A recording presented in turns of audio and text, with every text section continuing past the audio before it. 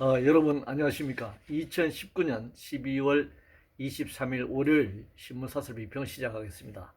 먼저 불법 파견 관련된 사설입니다. 한국경제신문은 고용부의 불법 파견 범위 확대 지침 세 가지 큰 잘못이 있다라는 제목의 사설에서 시장에서 형성된 유연한 방안 봉쇄, 고용경직성 심화, 불법성 판단을 정부 감독관에 맡겨 불확실성 정폭, 당사자 전문가 공론화 막고 일방 추진은 행정 독재다 이렇게 비판했는데요. 불법 파견은 말 그대로 불법입니다.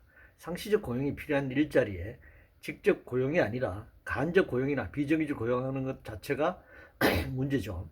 아무리 노동시장 유연화를 적극적으로 해석한다 하더라도 비정규직이나 간접 고용을 마음대로 쓸 수 있다고 생각하는 것 자체가 불법입니다. 여기서 말하는 불법은 순리가 아니라는 윤리적 도덕적 측면을 포함하는 것입니다. 불법 판단은 정부가 하느냐 자본가 스스로가 하느냐는 해석권의 귀속 여부에 있는 것이 아닙니다. 노동자들의 인권과 존엄에 관한 문제입니다. 물론 자본주의 사회가 이를 용인하지 않고 있지만 말입니다.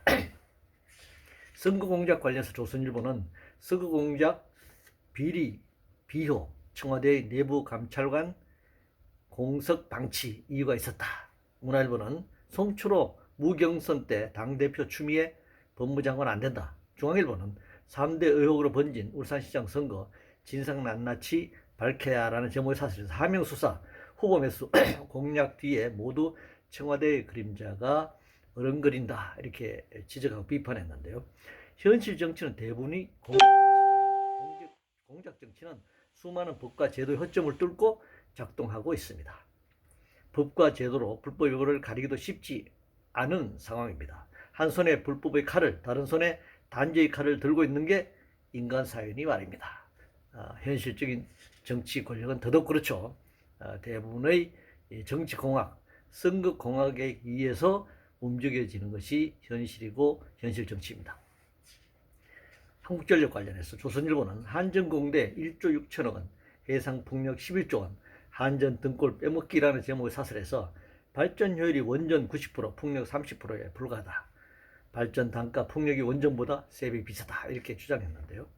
출생률 감소로 대학 입학생 수가 줄어든 지 오래되었습니다. 그런데 특수목적대학을 추가로 설립하는 것은 문제라고 할 수 있습니다. 더 큰 문제는 특정한 공기업이 대학을 설립한다는 점입니다. 그런 식으로 다른 공기업도 특수목적대학을 설립하겠다 이렇게 요구할 수도 있는 것이죠.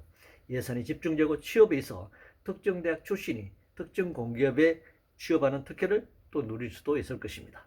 발전 효율이나 발전 단가 문제는 종합적으로 파괴합니다. 특정한 분야나 시기만 잘라내어 비용을 산정한 뒤 원전 계속 가동의 정당성을 강변하는 것은 매우 잘못된 주장이다. 이렇게 말씀드릴 수 있습니다.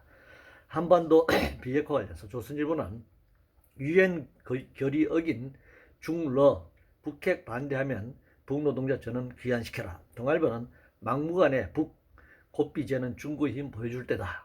매일경제 신문은 김정은의 자위적 국방력 강화 무모한 도발을 가서는 안 된다 이렇게 지적했는데요.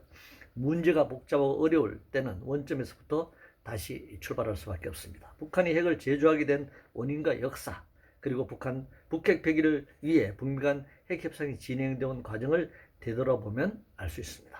미국의 북한 체제 붕괴 전략에 따른 대북 제재가 북핵 위기를 만든 원인이었습니다. 그런데 다시 대북 제재를 통해 북핵을 폐기시키겠다고 말하고 있습니다. 북중러 한미리 대일반을 한반도에서 한미동맹 강화하면서 조중동맹 약화 또는 폐기하라고 하는 주문이 현실적으로 먹혀들 리가 없을 것입니다. 국민연금 관련해서 동아일보는 연금 사유지 우려 반영은커녕 더 기울어진 복지부 수정안에서 주주권 행사를 지금 지적하고 있는데요.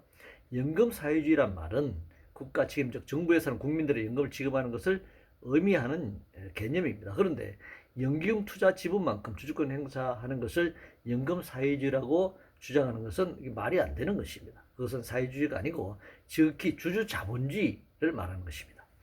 ISD 관련해서 동아일보는 투자자 국가 간 소송 첫 패소, 줄 이을 대형 소송 철저 준비해야 한다. 문화일보는 문정부 기업 경영 개입 확대 경종 울린 ISD 완패라고 지적하고 있는데요. 지금 엉뚱한 주장을 하고 있습니다. 한미 FTA를 시작으로 전방위적 FTA를 추진한 결과입니다. 자본의 자유를 무한적으로 인정한 투자자 국가 제소조항 때문입니다. 국가의 기업 경영 때문이 아니라 자본의 기업 경영 책임을 국가에 뒤집어 씌우는 것입니다. 세계화된 자본이 국가 기구를 하위 행정기관으로 만들려는 의도인 것입니다. 식값 관련해서 문화일보는 세금 폭탄 넘어 전세금 폭탄으로 번진 12.16 집값 대책이라는 사설에서 정부의 정책, 부동산 정책을 비판하고 있는데요. 세금 폭탄이니 전세 폭탄이니 하는 표현은 잘못입니다. 주택 경기를 부양하고 있는 거품화된 금융 투기 자본 폭탄이 그 원인입니다. 물론 집을 투기적 부동산 시장에 내놓은 주택 정책도 한 요인이기는 합니다. 선거법 관련해서 중앙일보는 의석의 눈물어 국민은 안 보이는 선거법 협상이라는 제목에서 4+1 당리당략 혈안 정치 불신 자초 이해할 엄두도 못 내는 누더기법 우려.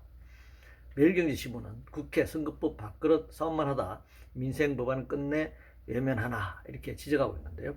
선거법 개정의 핵심은 유권자의 대표성이 좀 더 민주적으로 반영되어야 하는 것입니다. 그러나 비례대표 수는 늘어나지 않은 상태에서 현재 4+1에서 합의된 상태입니다. 서로 비례대표 늘리거나 지역구 유지하려는 이해관계에만 매몰되어 왔습니다. 3% 상한과 지역구 국회의원 선출 제도를 전면 폐지하고 전면적 비례대표제를 도입하는 것 외에 다른 방법은 없다 이렇게 생각합니다. 사드 관련해서 한국경제신문은 23일 한중 정상회담 사드 법부터 할 말 제대로 해야 한다 이렇게 주장하고 있습니다. 매일경제신문은 문 대통령이 시진핑과 아베 만나 확실히 풀어야 할 것들이라는 제목의 사설에서 역시 시진핑과의 사드, 일본과의는 무역 제재라든가 여러 가지 문제를 지금 지적하고 있는데요. 사드 보복은 중국이 미국이 할 것을 만만한 한국에 보복한 것이죠. 국내 정치적으로 보면 박근혜 일방적으로 배치한 사드를 임시가 아니라 항구적 배치로 만들어가고 있는 문재인 정부의 소승리 주문과 사드 배치를 반대하는 국민에 대한 이게 보복이라고 지금 할 수 있습니다. 규제 관련해서 한국경제신문은 국제망신 자초한 우물란 모빌리티 규제 더 넣기 전에 풀어야 한다는 제목의 사설에서 미국 인터넷 협회 IA라고 하는데요. 한국 내 신규 모빌리티 이동수단입니다. 사업자에 대한 진입 장벽이 높다는 의견서를 미 무역 대표부 USTR에 제출한 사례를 지금 여기서 제시하면서 타다금지법은 여객 자동차 운수사업법 개정안인데요.